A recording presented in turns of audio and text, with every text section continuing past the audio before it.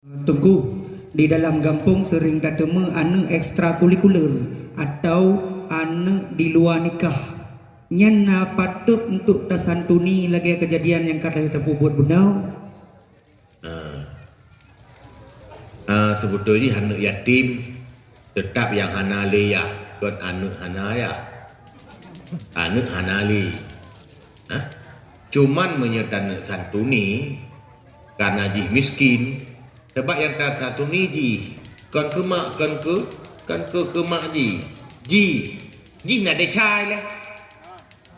Thưa ya hay Medina nak ada syai ji.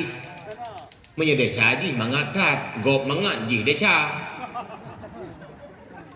Anak urusan di menyertai santuni je tapi bebuh judul anak yatim menyertai muka oynya anak sah je.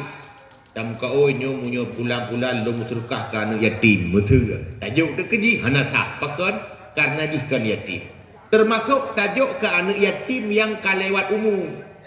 Karena anak yatim kira segolong balik 7 tahun yang yatim menan ka balik anak si yatim lagi. Tapi mereka satu ni hendak apa? Yang baik ke kak oi. Sekedar tak satu ni bantu dengan sir. Salah. Ya. Jadi hendak desa kan tak bantu ji dan kan tak rela ke perbuatan orang tuanya yang salah. Mudah-mudahan kan bak kejadian malamnya pertanyaan ke hukum pak lain. Wallahu a'lam.